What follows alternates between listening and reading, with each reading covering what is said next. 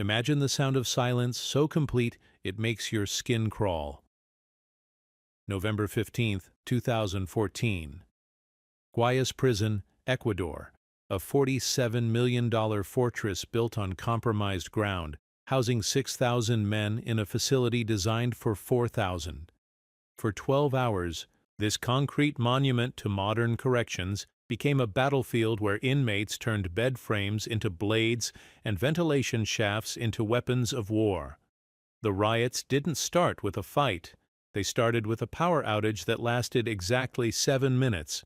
7 minutes of darkness that unleashed years of compressed rage in a facility where electronic locks failed daily, where overcrowding had turned cells into pressure cookers, and where the very foundation was literally sinking into the Ecuadorian swamp it was built on. When dawn broke, 41 men were dead. But the real story isn't about the violence, it's about the blueprint, the engineering reports that were ignored, the soil samples that screamed warnings, the architectural compromises that turned a prison into a powder keg, the bureaucrats who chose efficiency over safety, cost savings over human life. Today, we're opening the classified files on one of South America's deadliest prison disasters. We're going to trace every decision, every shortcut, every signature that led to those 12 hours of hell, from the corrupt land deals to the corroded steel, from the gangs who learned to game the system to the guards who were abandoned by it. This is the anatomy of institutional failure, the autopsy of a system that was designed to contain, but instead created the perfect conditions for catastrophe. Stay with me as we uncover the lost story of Ecuador's prison riots, because the ground remembers everything, even when the politicians choose to forget. The ground remembers everything. Every compromise, every shortcut, every decision made in boardrooms far from the mud and humidity of coastal Ecuador. In the summer of 2010, when engineers first drove their stakes into the marshy soil outside Guayaquil, the earth was already telling them no. But concrete has a way of silencing inconvenient truths, at least for a while. The land they chose was cheap for a reason. 15 kilometers southeast of Ecuador's largest city, past the sprawling neighborhoods where the smell of salt water mixed with diesel exhaust, lay 43 hectares of what the surveyors politely called reclaimed wetland. It had been a swamp once, then farmland that flooded every rainy season, then nothing much at all. Perfect, the Ministry of Justice declared, for what would become the largest penitentiary complex in Ecuador's history. The soil samples told a different story. Beneath 6 inches of sun-baked clay lay 10 feet of organic muck that compressed like a sponge under pressure. The water table sat just 18 inches below grade. During the wet months, from January through April, the entire site became a shallow lake, populated by herons and mosquitoes. Local farmers knew better than to build anything permanent here. The government did not, but there was beauty in the location, a kind of desolate honesty that appealed to planners working with satellite imagery from air-conditioned offices in Quito. The site was isolated, surrounded by empty fields and crossed by a single access road that could be controlled, monitored, fortified. No residential neighborhoods to complain about noise or traffic, no businesses to relocate, no one with enough political influence to object. The poor rarely choose their neighbors, and they certainly don't choose their prisons. The original engineering specifications called for foundations extending 24 feet below grade, deep enough to reach stable soil, and anchor the massive concrete structures that would rise above. Steel reinforcement would be hot-dip galvanized to resist the corrosive effects of salt air. Drainage systems would channel groundwater away from the foundations using a network of French drains and mechanical pumps. The estimated cost, $47 million, not including the bribes that everyone knew would be necessary to keep the project moving through Ecuador's labyrinthine approval process. By October, 3 months after groundbreaking, those specifications had been quietly revised. Foundation depth was reduced to 16 feet after soil tests suggested the bearing capacity was probably adequate for the lighter loads of the modified design. Galvanized reinforcement was replaced with standard mild steel protected only by concrete cover and prayer. The the drainage system was simplified to a handful of catch basins that would empty into the same seasonal streams that flooded the site every year. The new budget? $31 million, a savings that looked impressive in spreadsheets but would cost far more in the years to come. The contractors who won the bid understood the economics of public works projects in Ecuador. Speed mattered more than perfection. Compliance was measured in photographs and signatures, not performance over time. The concrete they poured met specifications on the day it was tested, but concrete ages differently in tropical humidity than it does in laboratory conditions. Steel corrodes faster when it's constantly damp. Foundations settle unevenly when they rest on compressed organic soil that continues to decompose years after construction. But in those early months, as the walls began to rise and the project took visible shape, such concerns felt abstract, theoretical, unlikely.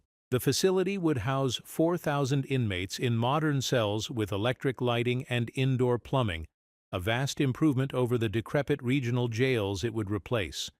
Guards would monitor the population using closed-circuit cameras and computerized tracking systems. Violence would be prevented through architectural design that eliminated blind spots and restricted movement between housing units. It was a vision of corrections based on control through technology, efficiency through scale. The timing seemed perfect. Ecuador was experiencing an unprecedented surge in drug-related crime as Colombian cartels established new smuggling routes through the country's ports and airfields. The prison population had doubled in 5 years, straining facilities designed decades earlier for a fraction of their current occupancy. Traditional approaches, building smaller jails, investing in rehabilitation programs, addressing the social conditions that drove people toward crime, required political capital and public patience that no administration possessed. A mega-prison offered a simpler solution: containment at scale. The numbers supported the logic. Housing inmates in a single large facility would reduce per capita costs by consolidating administrative functions, medical services, and security operations. Transportation would be more efficient when judges, lawyers, and families only needed to travel to one location instead of dozens scattered across the country. Staffing requirements would decrease as technology replaced human guards for routine monitoring tasks. The economics were compelling enough to override the objections of criminologists who warned that concentrating thousands of dangerous offenders in one location created risks that no amount of concrete could contain. Construction proceeded through Ecuador's dry season with the mechanical efficiency of a well-funded government project. Concrete trucks arrived before dawn to beat the heat. Steel crews worked through the cooler hours after sunset.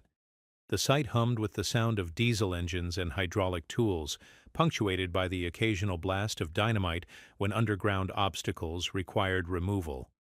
Local newspapers ran occasional progress reports celebrating the job creation and economic activity the project brought to the region. But even in those optimistic early months, signs of trouble were visible to anyone who knew how to look. The concrete developed hairline cracks within weeks of being poured, stress fractures caused by uneven settling, and thermal expansion in structures that experienced temperature swings of 40 degrees between day and night. The steel reinforcement showed rust stains before the walls were completed, orange streaks that bled through the concrete like old wounds. The drainage system struggled to handle even normal rainfall, creating standing water in areas that were supposed to remain dry. The architects had designed the facility using international best practices adapted from successful prisons and climates and legal systems very different from Ecuador's. The housing blocks were arranged in a hub-and-spoke pattern that maximized sightlines from central control stations while minimizing inmate movement between areas. Cell doors were controlled electronically from a central command center where guards could monitor hundreds of cameras simultaneously. Common areas were designed to be easily secured during emergencies, with multiple barriers that could be activated remotely to isolate different sections of the population. It was an elegant system in theory, dependent on assumptions about maintenance, staffing, and operational procedures that looked reasonable on paper, but had never been tested under the specific conditions of an Ecuadorian maximum security facility. The electronic locks required constant calibration to function in high humidity. The camera system needed regular cleaning and adjustment to account for dust, insects, and tropical weather. The remote monitoring setup assumed that guards would be trained to operate sophisticated equipment and respond quickly to electronic alerts. More fundamentally, the design assumed that technology could substitute for human judgment, that inmates would behave predictably within the structured environment the architects had created. It assumed that gangs would respect the barriers between housing units, that violence could be contained through physical separation rather than addressing its underlying causes. It assumed that control could be maintained through surveillance rather than earned through legitimacy and competent management. As the walls rose higher and the completion date approached, the compromises embedded in the foundation began to affect everything built on top of them. Support columns shifted slightly as the soil beneath them settled unevenly, creating stress points in the concrete slabs above. The settling was measured in millimeters, barely visible to the naked eye, but enough to jam door frames and create gaps in supposedly seamless security barriers. Windows began to stick. Wall-mounted fixtures worked loose from their anchors. The building was aging before it was finished. The ventilation system, redesigned multiple times to reduce costs, proved inadequate for the tropical climate and the density of human occupation planned for the facility. Air moved sluggishly through ducts that were too narrow and fans that were too small. Humidity levels remained high, even with mechanical dehumidification systems running constantly. The combination of poor air circulation and high moisture created perfect conditions for mold growth in areas that were supposed to remain sterile and controlled. But the most serious compromise was less visible and more dangerous. The decision to reduce sight lines in favor of construction savings meant that guards would be forced to rely on technology and procedures rather than direct observation to maintain order. Blind corners and obstructed views were built into the design, creating spaces where inmates could gather, plan, and act without immediate detection. The architects had prioritized efficiency over security, cost control over operational effectiveness. In the final months before opening, as contractors rushed to complete punch list items and government inspectors conducted cursory walkthroughs, the accumulated effects of 4 years of compromises became apparent to anyone willing to look closely. Paint was already peeling in areas exposed to humidity. Electronic systems malfunctioned intermittently, requiring constant attention from technicians who were still learning how the equipment worked. The staff hired to operate the facility received abbreviated training on complex systems they would be expected to master under pressure. The opening ceremony took place on a bright morning in March 2014, with government officials, prison administrators, and carefully selected members of the media touring sanitized areas of the facility while photographers captured images of modern cells and high-tech control rooms. The speeches emphasized the transformative potential of humane corrections, the efficiency of centralized operations, the deterrent effect of a facility designed to international standards. Ecuador, the officials declared, was joining the ranks of nations that treated incarceration as an opportunity for rehabilitation rather than merely punishment. The first inmates arrived that afternoon, transported in buses from overcrowded facilities across the country. Men who had been housed in 19th-century jails with open sewers and dirt floors suddenly found themselves in air-conditioned cells with electric lighting and running water. The contrast was dramatic enough to suggest that the investment had been worthwhile, that the compromises were acceptable trade-offs for the greater good of housing more people in better conditions. But the inmates who stepped off those buses brought with them the same loyalties, grudges, and territorial disputes that had made the old jails dangerous. Gang leaders who had controlled their previous facilities through violence and intimidation did not abandon their methods simply because they found themselves in modern surroundings. Rival factions that had been kept apart by geographic separation were now housed in adjacent blocks, separated only by concrete walls and electronic locks that depended on systems already showing signs of stress. The guards who met them were overwhelmed from the beginning. Many had worked in smaller facilities where they knew every inmate by name and could manage problems through personal relationships and informal accommodation. The scale of the new prison made such approaches impossible. Hundreds of new faces arrived every week, far faster than staff could process them. classify them by risk level, or integrate them into the facility's operational procedures. The administrative systems designed to track inmate movements, medical needs, and security classifications struggled to keep pace with the volume of new arrivals. Computer terminals crashed regularly. Paper records disappeared or were misfiled. Guards found themselves making decisions about housing assignments and security measures based on incomplete information and gut instinct rather than careful assessment and established protocols. In those first weeks, as the facility filled beyond its intended capacity, the compromises built into the foundation began to propagate upward through every system designed to maintain order and safety. The electronic locks that controlled access between housing units required manual resets several times daily. The camera system provided surveillance coverage with so many blind spots that guards could never be certain what was happening in areas they could not directly observe.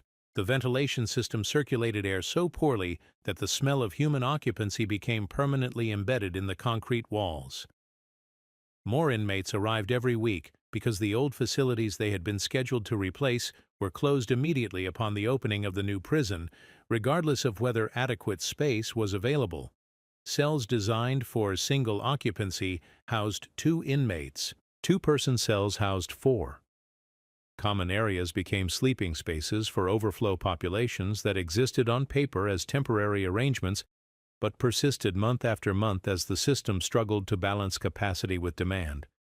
The foundation was settling, the walls were cracking, and the machinery of control was breaking down before most of the staff had learned how it was supposed to work. But the facility was open, operational, fulfilling its basic function of containing large numbers of people who were supposed to be contained. The problems were manageable, or at least manageable enough to avoid immediate crisis. The success or failure of the project would be measured over years, not weeks, and by then, the officials who had made the crucial decisions would have moved on to other positions, other problems, other compromises. The ground remembered everything, but memory and accountability are different things entirely. The inmates settling into their new cells, the guards learning to operate unfamiliar equipment, the administrators trying to manage a system they did not fully understand. None of them had been present when the critical decisions were made. They inherited the consequences without inheriting the authority to change them. They would live with the compromises, and some of them would die with them, but they had not chosen them. In the humid air of coastal Ecuador, metal corrodes 3 times faster than it does in temperate climates. Concrete ages differently when it is constantly damp. Humans behave unpredictably when they are packed into spaces not designed for their density or their desperation. These are known facts, documented in engineering manuals and criminological research that was available to anyone who cared to consult it. But knowledge and action are different things entirely, especially when action requires admitting that convenient solutions are inadequate, that efficient approaches are dangerous, that the ground itself is trying to tell you something you do not want to hear. The prison was open, the walls were rising, the machine was running, and the countdown had begun. The rhythm of a prison is measured in counts. 4 times daily, at intervals dictated by policy manuals written by people who had never worked a shift inside concrete walls, guards moved through the facility with clipboards and handheld radios, accounting for every human being under their supervision. Morning count at 6, afternoon count at 2, evening count at 6, night count at 10. Between counts, the population moved according to schedules designed to minimize chaos while maximizing the illusion of purposeful activity. In the old jails, counts took 20 minutes. A guard knew his 100 inmates by sight, could spot an empty bunk or an unfamiliar face from across a cell block. Problems were identified quickly, resolved through negotiation or force, documented in incident reports that rarely exceeded a single page. The system worked because it was small enough for human beings to understand and control through direct observation and personal relationships. At Guayas prison, the morning count required 3 hours. Guards moved through corridors designed by architects who had never conducted a count, past cells arranged according to efficiency models that made sense in computer simulations, but created bottlenecks and confusion in practice. Electronic tablets were supposed to streamline the process by allowing real-time data entry and automatic reconciliation, but the devices functioned poorly in humid conditions and required frequent replacement. Most guards reverted to paper forms that were transcribed later by clerks who had never set foot in the housing units they were documenting. The delays cascaded through the entire daily schedule. Breakfast was served 2 hours later than planned because the count took too long to complete. Work assignments were delayed because inmates could not be released from their cells until their presence was verified and recorded. Medical appointments were canceled because transport between areas required coordination between multiple shifts that operated on different timetables. But the most serious consequence was invisible to anyone monitoring the statistics. Guards began taking shortcuts. Known inmates were checked off without verification. Empty cells were assumed to contain their assigned occupants unless proven otherwise. Discrepancies were resolved through assumptions rather than investigation, creating gaps in accountability that grew wider each week as staff became more comfortable with approximations that kept the paperwork current, even when the reality diverged from the records. The gangs noticed the shortcuts before the administrators did. Men who had spent years studying the routines and weaknesses of correctional systems recognized opportunity when electronic schedules were ignored in favor of expedient procedures. They began testing the boundaries of surveillance, mapping the blind spots in camera coverage, identifying the times and locations where guards were most likely to be distracted by administrative tasks. Within 6 months of opening, informal networks of cooperation had developed between certain inmates and overwhelmed staff members. Trusted prisoners assisted with counts, helped distribute meals, mediated minor disputes that guards lacked time to investigate properly. The arrangement was never formally acknowledged, never documented in policy manuals or training materials, but it became essential to the daily operation of a facility that employed half the correctional officers recommended by international standards. The acoustics of the facility amplified every sound. Conversations carried between cells that were supposed to be soundproof. Footsteps echoed through corridors in ways that made it impossible to determine their direction or distance. The ventilation system created a constant background hum that masked subtle noises while transmitting sharp sounds like metal striking concrete across entire housing blocks. Guards learned to navigate by sound rather than sight, relying on audio cues to identify problems they could not see directly. A change in the pattern of voices might indicate gathering tension.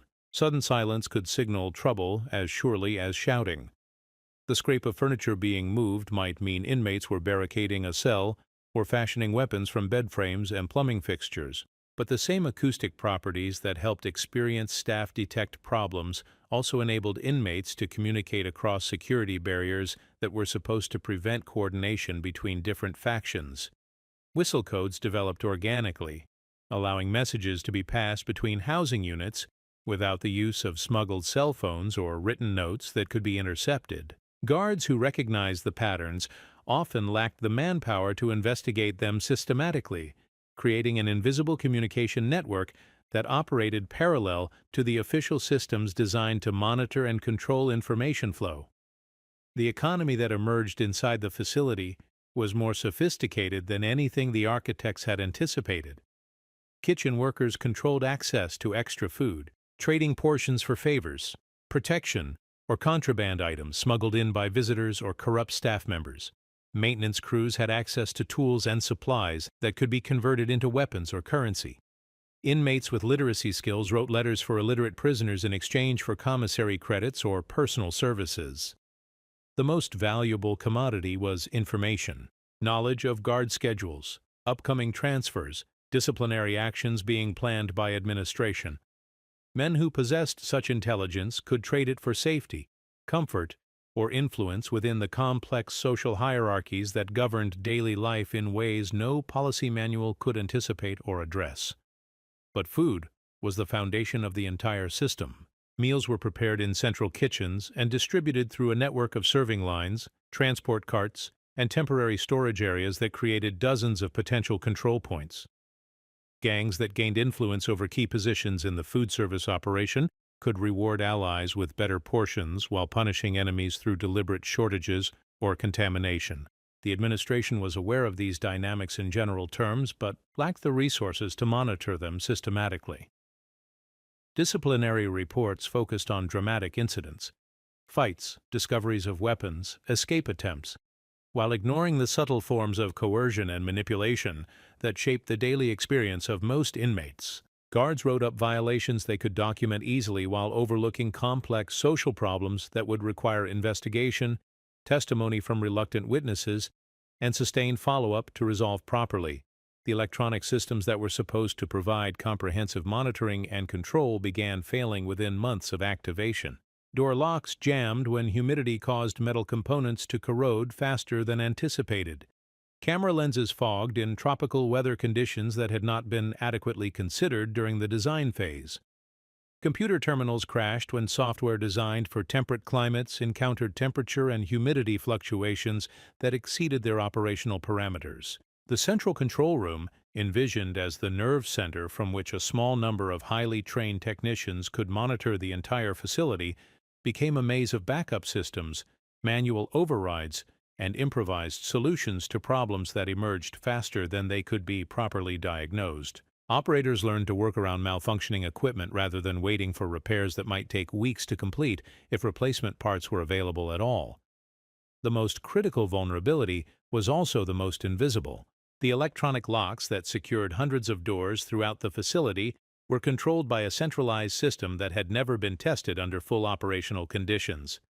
Individual locks could be opened or closed remotely, but the software that managed them was not designed to handle the constant minor malfunctions caused by humidity, dust, and power fluctuations that occurred daily in tropical conditions. Maintenance logs documented repeated failures of electronic components that worked perfectly in laboratory conditions but degraded rapidly when exposed to the actual environment of a functioning prison. Lock mechanisms seized when salt air corroded moving parts. Circuit boards developed shorts when moisture penetrated sealed enclosures. Sensors produced false readings when dust accumulated on optical components. Each failure was addressed individually, usually by replacing the malfunctioning component with an identical part that would fail again within months for the same reasons. The systematic problems that caused the failures, inadequate environmental protection, inappropriate material specifications, insufficient maintenance procedures, were never addressed because doing so would require acknowledging that the design itself was flawed. Instead, staff developed workaround procedures for each type of malfunction. Manual keys were maintained for doors that could not be opened electronically. Guards learned to recognize the audio signatures of locks that were about to fail. Maintenance workers stockpiled replacement parts and performed preventive interventions based on experience rather than manufacturer recommendations. But the workarounds created new vulnerabilities. Manual overrides bypassed security protocols designed to prevent unauthorized access. Preventive maintenance required isolating electronic systems, creating windows of opportunity for inmates who had learned to time their activities around predictable disruptions. The gap between official procedures and actual practices grew wider each month as staff adapted to equipment that performed poorly under real-world conditions. The population continued to grow beyond the facility's design capacity as old jails were closed and their inmates transferred to the new mega-prison regardless of available space. Cells intended for single occupancy housed 2 inmates sleeping in shifts. Double occupancy cells held 4 men with mattresses arranged on floors never intended for permanent sleeping areas. Common spaces designed for recreation and dining became dormitories for overflow populations that existed in administrative limbo, counted in official tallies but not reflected in housing assignments or security classifications. The overcrowding created cascading problems that affected every aspect of daily operations. Lines for meals, medical appointments, and legal visits stretched beyond the capacity of spaces designed to accommodate them safely. Inmates waited for hours in conditions that would have violated international standards for the humane treatment of animals. Tensions that might have been manageable under normal circumstances became explosive when basic human needs could not be met within reasonable time frames. Sanitation systems designed for 4,000 inmates struggled to handle the waste produced by populations that sometimes exceeded 6,000. Sewage backups became routine in housing areas where too many toilets were connected to collection systems that lacked adequate capacity. The smell of human waste permeated areas that were supposed to remain clean and controlled, creating health hazards that affected staff as well as inmates. Water pressure dropped to inadequate levels during peak usage periods, leaving some cells without running water for hours at a time. Inmates hoarded water in improvised containers, creating breeding grounds for bacteria and insects that spread disease throughout overcrowded living areas. The medical staff, already overwhelmed by the volume of patients they were expected to serve, faced additional burdens from preventable illnesses caused by unsanitary conditions. But the most dangerous consequence of overcrowding was invisible to casual observation: the breakdown of informal social controls that had developed during the facility's early months of operation. When resources were merely scarce, inmates could negotiate arrangements that allowed most people to meet their basic needs through cooperation and compromise. When resources became genuinely inadequate, cooperation gave way to competition, and competition escalated into conflict that could not be resolved through negotiation. Intelligence reports from informants and intercepted communications began documenting increased tensions between gangs that had maintained uneasy truces during the facility's early months. Disputes over territory, resources, and respect that might have been resolved through established protocols were escalating into threats of violence that correctional staff lacked the manpower and expertise to investigate properly. Transfer requests from inmates seeking protection from rival factions increased dramatically, but the facility lacked alternative housing options for men who could not safely remain in general population. Administrative segregation cells were filled beyond capacity with inmates who posed disciplinary problems, leaving no space for protective custody cases that required separation for their own safety rather than as punishment for misconduct. The gangs began recruiting more aggressively, offering protection and resources to inmates who might have remained independent under less desperate circumstances. Membership in organized groups provided access to smuggled goods, better food, and physical security that the official system could not guarantee. Men who entered the facility as individual offenders found themselves pressured to choose sides in conflicts they did not fully understand, with consequences that extended far beyond their own safety. The staff recognized the deteriorating conditions, but lacked viable options for addressing them systematically. Requests for additional personnel were denied due to budget constraints. Proposals to limit new admissions were rejected because alternative facilities were not available. Recommendations to improve living conditions were acknowledged but not funded, leaving line officers to manage increasingly dangerous situations with resources that had been inadequate even when the facility was operating at its intended capacity. Training programs for new guards were abbreviated to address staffing shortages, producing officers who understood basic security procedures but lacked the experience and judgment necessary to navigate complex social dynamics in overcrowded conditions.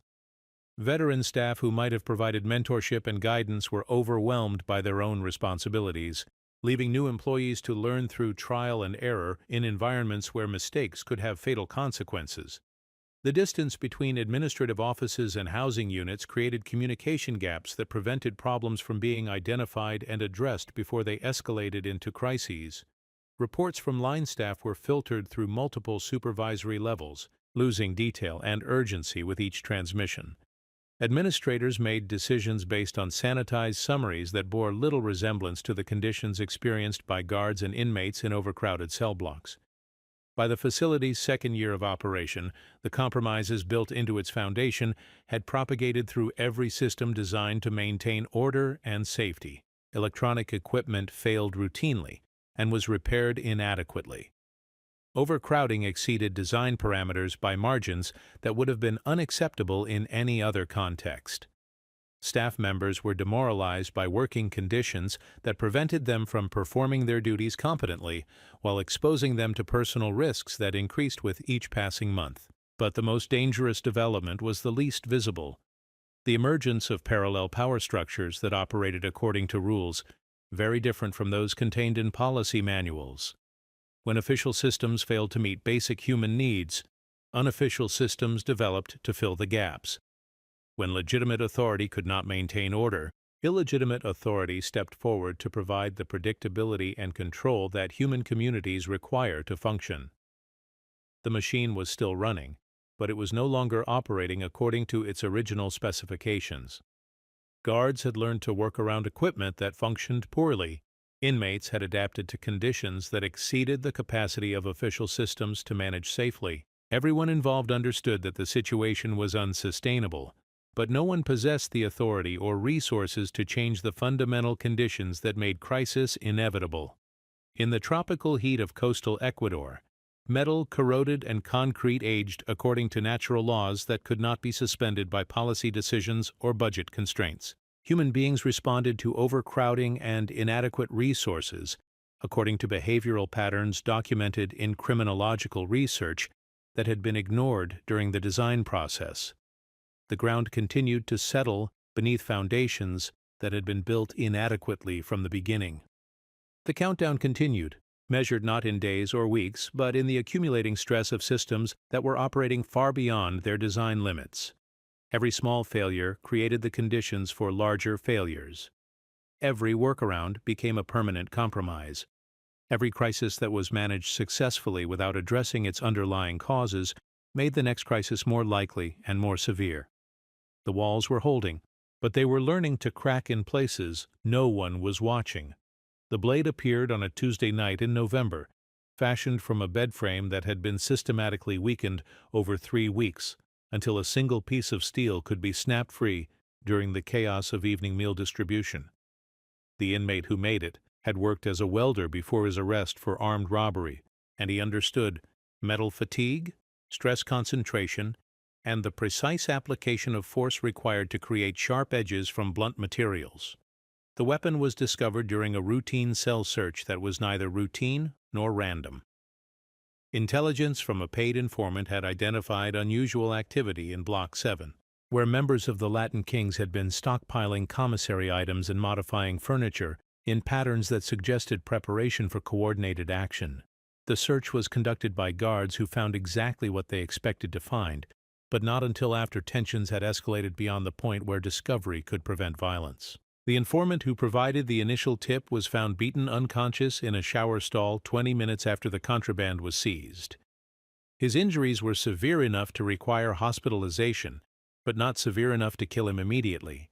The message was clear to anyone who understood prison communication: cooperation with authority would be punished, witnesses would be silenced, and the unofficial rules were enforced more consistently than the official ones. The beating occurred during a shift change when guard coverage was reduced, and camera monitoring was transferred between control stations. The timing was not coincidental. Gang leaders had spent months studying staff schedules, identifying predictable gaps in surveillance, and mapping blind spots created by architectural compromises that prioritized cost savings over security requirements. Power fluctuations had become routine during evening hours when electrical demand peaked, and Ecuador's aging power grid struggled to meet the needs of coastal cities. The prison's backup generators were tested monthly according to maintenance schedules, but they had never been designed to carry full facility loads for extended periods. When the main power supply wavered, lighting dimmed throughout housing areas that were supposed to remain under constant illumination. The darkness lasted only 7 minutes. But 7 minutes was enough for violence that had been planned for weeks to begin in coordinated strikes across multiple housing blocks. Men who had maintained careful neutrality were forced to choose sides when cell doors were forced open through methods that bypassed electronic locks, compromised by months of inadequate maintenance and environmental stress. The first guard to respond was a 24-year-old recruit named Martinez, who had completed abbreviated training 3 weeks earlier and was working his 5th solo shift in Block 7. He followed protocol by radioing for backup before entering the housing area, but his radio signal was blocked by concrete walls that interfered with communications equipment never adequately tested under operational conditions. Martinez found the informant bleeding, but conscious, surrounded by inmates who claimed to have discovered him after the attack occurred. Their stories were consistent, rehearsed, and completely fabricated, but Martinez lacked the experience to recognize the subtle signs of deception, and he was alone in a cell block, housing 200 men who understood that his safety depended entirely on their cooperation. The backup that Martinez had requested was delayed by problems in other areas of the facility, where fights had broken out simultaneously in a pattern that suggested coordination rather than coincidence. Guards were spread too thin to respond effectively to multiple incidents, leaving individual officers to make decisions about when to intervene directly and when to contain situations until sufficient help arrived. In Block 3, inmates had barricaded themselves in a recreation area using tables and exercise equipment to block doorways while they settled disputes that had been escalating for months over territory, debts, and disrespected boundaries.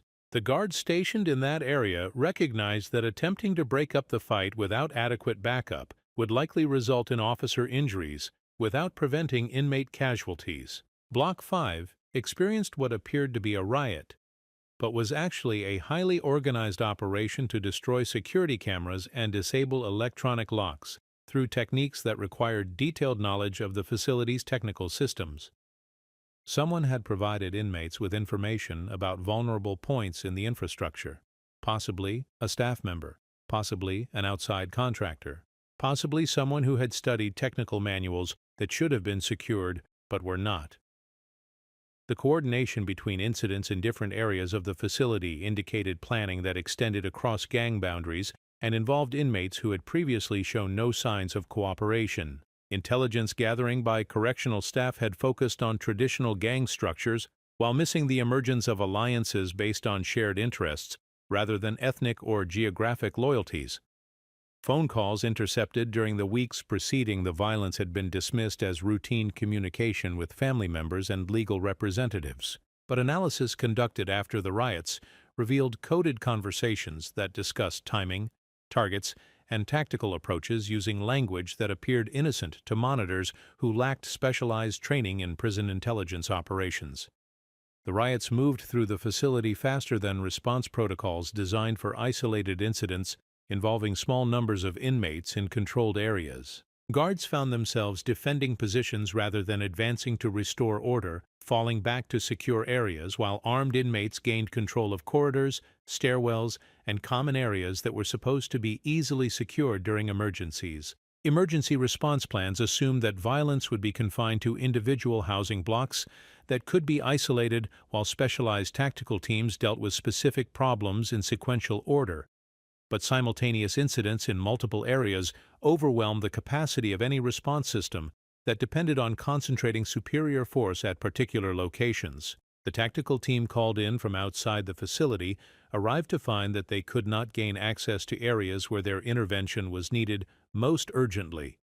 Electronic locks that were supposed to provide remote access for emergency responders had been damaged or disabled. Manual overrides required keys that were held by supervisors who could not be reached because communication systems had failed under conditions they had never been designed to handle. Maps of the facility provided to emergency responders were outdated, lacking modifications and improvements that had been made during the previous year without updating architectural drawings or emergency response plans. Rooms that were supposed to be empty were occupied. Corridors that were supposed to provide access were blocked. Security doors that were supposed to open on command remained sealed. The inmates who had planned the coordinated uprising understood the facility's layout better than the emergency personnel who were supposed to suppress it. They had walked the corridors daily for months or years, testing doors, observing cameras, noting the locations of utilities and potential weapons. Their knowledge was practical, detailed, and current in ways that official documentation was not. The facility's ventilation system became a weapon when fires set in multiple locations began producing smoke that was distributed unevenly throughout the complex. Areas with inadequate air circulation became death traps as inmates and guards were overcome by smoke inhalation. Other areas remained relatively clear, creating safe havens that could be defended by small numbers of people against larger groups that lacked breathing apparatus. Some inmates used their knowledge of the building systems to save lives, guiding terrified guards and vulnerable prisoners to areas with better air quality. Others used the same knowledge to trap enemies in areas where smoke concentration was highest. The chaos created opportunities for both heroism and murder, often by the same individuals operating according to loyalties and calculations that outsiders could not understand. The fire suppression system activated automatically when smoke detectors registered dangerous concentrations of particulates, but the sprinkler heads had been damaged or blocked in critical areas by inmates who understood that water pressure would be reduced throughout the system if enough individual heads were disabled simultaneously. What should have been comprehensive fire suppression became ineffective spot protection that saved some areas while abandoning others to the flames. Emergency lighting was supposed to activate when main power failed, but the backup systems had been compromised by months of deferred maintenance and environmental damage that exceeded design specifications. Battery packs had corroded in humid conditions. Emergency generators struggled to start when automatic systems malfunctioned. Corridors that should have remained illuminated during crisis situations became dark tunnels where violence could occur without witness or documentation. Guards who had worked in the facility since its opening found themselves lost in areas they thought they knew well when familiar landmarks disappeared in smoke and darkness. Inmates who had memorized every detail of their environment gained tactical advantages that no amount of training or equipment could overcome. The building itself had become an ally of those who understood its weaknesses and an enemy of those who had assumed its systems would function as designed. Radio communications broke down when too many people attempted to use the same channels simultaneously. Emergency frequencies became cluttered with reports, requests for assistance, and desperate attempts to coordinate responses to rapidly changing situations. Guards who needed immediate backup found themselves unable to establish contact with supervisors who were managing other crises in different areas of the facility. The central control room, designed to provide comprehensive monitoring and command authority during emergency situations, became isolated from the areas where its intervention was needed most. Cameras were destroyed or obscured by smoke. Electronic locks stopped responding to remote commands. Computer terminals displayed information that bore no resemblance to actual conditions in housing areas where violence was escalating beyond any possibility of peaceful resolution. Supervisors who were supposed to direct tactical responses found themselves making decisions based on outdated information transmitted through unreliable communication systems by subordinates who were themselves operating in conditions of extreme stress and limited visibility. The fog of war was literal as well as metaphorical, as smoke from burning mattresses and plastic furniture reduced visibility to a few feet in corridors where life-and-death decisions were being made by people who could not see their immediate surroundings clearly. The violence that had begun with carefully planned strikes against specific targets evolved into chaotic brutality as fear, rage, and opportunity overwhelmed whatever restraints had previously prevented open warfare between rival groups. Men who had maintained uneasy coexistence for months found themselves fighting for their lives against neighbors who had become enemies when neutrality was no longer a viable option. Makeshift weapons appeared with terrifying efficiency as inmates converted ordinary objects into instruments of death. Bed sheets became strangling cords. Broken glass became cutting edges. Metal fixtures were pried loose from walls to serve as clubs and spears. The facility's infrastructure became an armory for men who possessed the motivation, knowledge, and desperation necessary to kill with whatever materials were available.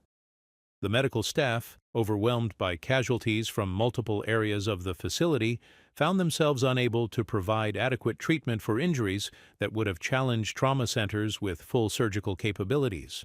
The prison's infirmary had been designed to handle routine healthcare needs and isolated incidents involving small numbers of patients, not mass casualty events requiring immediate surgical intervention. Inmates with medical training, some of them former paramedics and nurses who had been incarcerated for drug-related offenses, found themselves treating wounds they were not equipped to handle, using supplies that had been designed for very different purposes. Prison first aid kits contained bandages and antiseptic, suitable for treating cuts and bruises, not penetrating wounds from improvised weapons or smoke inhalation injuries that required respiratory support. Guards who had joined the correctional system to provide security and maintain order found themselves functioning as battlefield medics, carrying wounded inmates and colleagues to safety while under attack from people they had been hired to protect and supervise. The role confusion was psychologically devastating for staff members who had never expected their duties to include combat medical care under conditions that challenged the capabilities of military personnel. The state's response was hampered by coordination problems between agencies that had never trained together for large-scale emergency operations. Military units arrived with equipment and tactics designed for external threats, not internal prison riots. Police tactical teams approached the situation as a law enforcement problem requiring arrests and evidence collection, rather than a humanitarian crisis requiring immediate intervention to prevent further casualties. Political pressure for immediate resolution conflicted with operational realities that required careful assessment and methodical approaches to complex problems. Officials who were not present at the scene demanded rapid results from personnel who were dealing with situations that exceeded their training and experience. Media coverage created additional pressures for visible action, even when such action might increase rather than reduce the ultimate human cost of the crisis. The facility continued to burn, while emergency responders argued about jurisdiction, authority, and liability. Inmates continued to die while politicians debated appropriate responses to violence that had been years in the making. Guards remained trapped in areas where their safety depended on cooperation from the same people who had been trying to kill them hours earlier. Dawn revealed a facility that was structurally intact but fundamentally transformed. The walls still stood, but they contained a population that had been traumatized, polarized, and reorganized according to alliances forged in blood rather than administrative convenience. The machine of control had not been destroyed, but it had been demonstrated to be far less effective than anyone had been willing to acknowledge. The ground had absorbed more blood than water during the 12 hours of coordinated violence that marked the end of any pretense that technology and design could substitute for competent management and adequate resources. The countdown was over, but the consequences were just beginning. The silence that followed was more terrifying than the screaming had been. For 12 hours, the facility had echoed with the sounds of violence, metal striking concrete, human voices raised in rage and fear, the crash of furniture being destroyed and repurposed as weapons. Then, as dawn broke over the coastal humidity of Guayaquil, the noise simply stopped, leaving behind a quiet so profound that guards stationed outside the walls could hear their own heartbeats. The inmates had exhausted themselves. Violence on the scale they had unleashed requires tremendous physical and emotional energy, and even the most hardened criminals cannot sustain combat indefinitely without rest, food, and medical attention. Men who had fought through the night with improvised weapons found themselves too weak to continue, too injured to move effectively, too psychologically drained to maintain the rage that had carried them through hours of brutality. But exhaustion was not surrender. In the hours between the end of active fighting and the arrival of reinforcements adequate to restore official control, the facility was governed by informal agreements between gang leaders who had emerged victorious from conflicts that redrew the map of power and territory, according to rules written in blood rather than policy manuals. The casualty count changed every hour as medical personnel gained access to areas that had been controlled by inmates during the riots.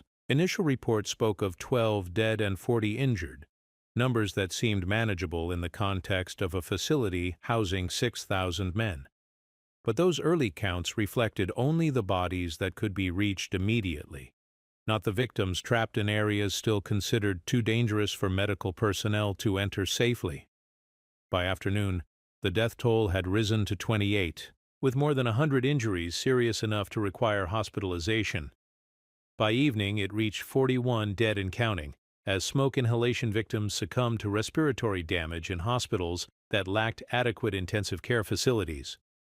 The final count would not be established for weeks, as some victims died from complications days or months after the riots, and some bodies were never recovered from areas of the facility that had been damaged too severely to search thoroughly. The numbers shocked a nation that had believed modern facilities and international best practices would prevent the kind of violence associated with older, more primitive correctional systems. Ecuador's media coverage focused on the scale of the carnage, the apparent coordination of the attacks, and the failure of expensive security technology to prevent or contain the uprising. But statistics could not capture the psychological impact of violence that had transformed the facility's social structure in ways that would persist long after the physical damage was repaired. Men who had maintained neutrality in gang conflicts found themselves forced to choose sides based on their actions during the riots. Guards who had survived by accepting protection from inmates discovered that their authority had been permanently compromised by their dependence on the same people they were supposed to supervise. The military units that finally established control did so through methods that would have been unacceptable in civilian contexts, but were considered necessary given the scale of violence they were ordered to suppress. Inmates were forced to lie face down on concrete floors for hours, while soldiers searched for weapons and contraband. Cell-by-cell searches were conducted using techniques designed to intimidate and humiliate populations that had demonstrated their willingness to kill guards and fellow prisoners. The lockdown that followed was total and indefinite. Inmates were confined to their cells 24 hours daily, allowed out only for brief periods to shower and receive medical attention. Meals were delivered through slot openings that had been installed originally as temporary security measures, but became permanent features of a facility where normal operations could no longer be maintained safely.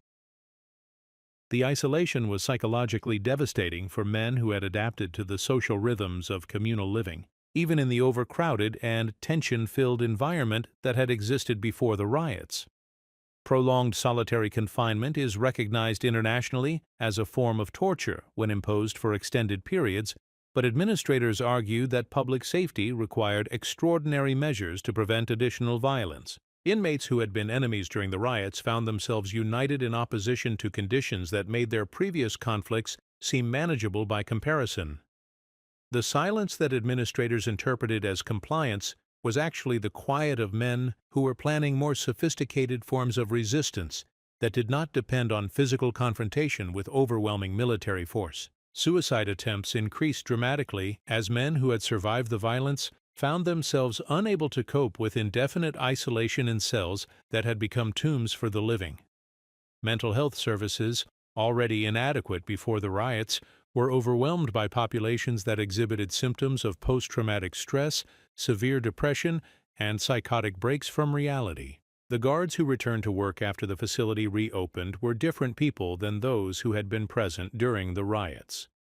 Some had quit immediately, recognizing that their safety could not be guaranteed in a system that had failed so catastrophically to protect them during the crisis. Others remained but carried weapons illegally, violating policies that prohibited armed corrections officers in favor of personal protection they no longer trusted the institution to provide. The relationship between staff and inmates had been permanently altered by 12 hours, during which some guards had been protected by prisoners, while others had been targeted for elimination.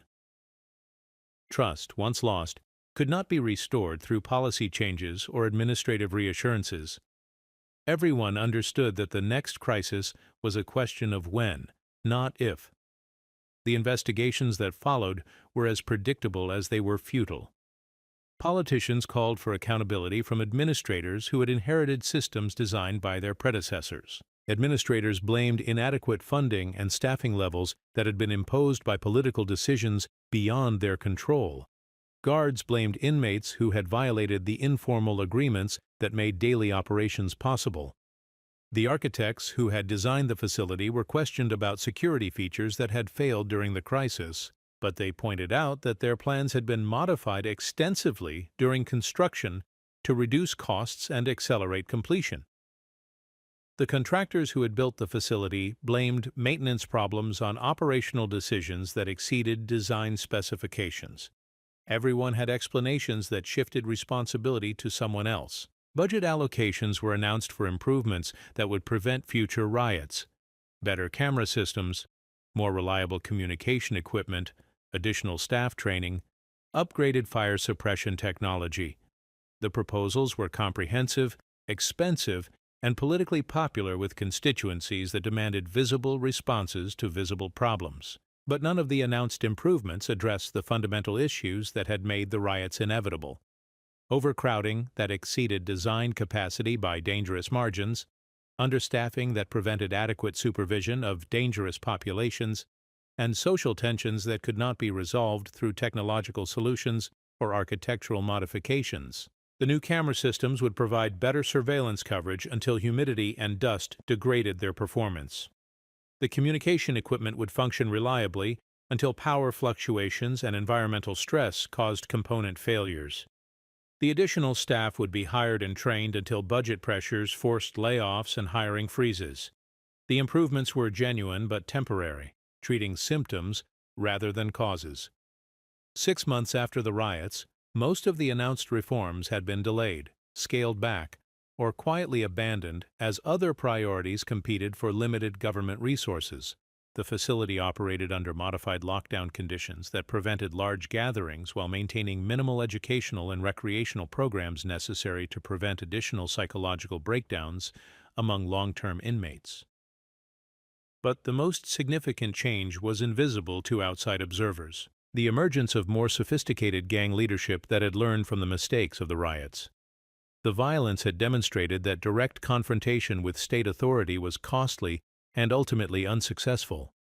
More subtle approaches to resistance and control offered better prospects for achieving gang objectives without triggering overwhelming official responses. Corruption among staff members increased as gangs offered financial incentives for cooperation that seemed minor compared to the life-and-death choices that had been required during the riots. Guards who had risked their lives to maintain order found themselves tempted by opportunities to improve their economic situations through small compromises that seemed harmless individually but collectively undermined institutional security. The facility's infrastructure continued to deteriorate as deferred maintenance problems were compounded by damage from the riots that exceeded repair budgets allocated by administrators who were focused on preventing future violence rather than addressing underlying operational issues. Broken windows were boarded up rather than replaced. Damaged plumbing was bypassed rather than repaired properly. Electronic systems were patched rather than rebuilt to specifications that might prevent future failures. The ground beneath the facility continued settling as it had from the day construction began, but the movement was now accelerated by structural damage that had shifted loads onto foundation elements not designed to bear them. Cracks in walls widened incrementally each month, so slowly that casual observers did not notice the changes, but significantly enough to affect the structural integrity of buildings that housed thousands of people. The inmates who survived the riots carried physical and psychological scars that would affect their behavior for the remainder of their incarceration and beyond. Men who had witnessed extreme violence developed hypervigilance and paranoia that made them dangerous to approach even during routine interactions. Others experienced depression and withdrawal that made them vulnerable to exploitation by predators who had learned to recognize weakness. The guards who remained employed at the facility after the riots were united by shared trauma, but divided by different responses to experiences that had changed their understanding of their profession and their personal safety. Some became more aggressive in their interactions with inmates, interpreting any sign of resistance as a potential threat that required immediate suppression. Others became more permissive, recognizing that their safety depended on maintaining positive relationships with populations that could turn violent without warning. The families of guards and inmates were affected by secondary trauma as they struggled to understand experiences that their loved ones could not adequately explain or forget. Marriages failed under the stress of changed personalities and persistent anxiety. Children developed behavioral problems as they absorbed the fear and anger that permeated households where parents had survived violence that challenged their basic assumptions about safety and order. The local community that had welcomed the economic benefits of prison construction began questioning whether those benefits justified the risks associated with housing thousands of violent offenders in a facility that had proven incapable of controlling them effectively. Property values near the prison declined as residents considered relocating to areas that seemed safer and more stable. The riots had lasted 12 hours, but their consequences would persist for decades in the lives of everyone they had touched, directly or indirectly. The facility remained operational, still housing thousands of inmates, still providing employment for hundreds of guards and administrators, still serving its basic function of removing dangerous offenders from society. But the illusion that modern architecture and sophisticated technology could substitute for competent management and adequate resources had been shattered permanently. Everyone involved understood that they were managing a system that was inherently unstable, potentially explosive, and dependent on informal cooperation that could be withdrawn without notice by populations that had demonstrated their willingness to die rather than accept conditions they considered intolerable. The machine was still running, but everyone could hear the grinding of gears that were wearing out faster than they could be replaced. The walls were still standing, but everyone could see the cracks that were widening despite efforts to conceal them.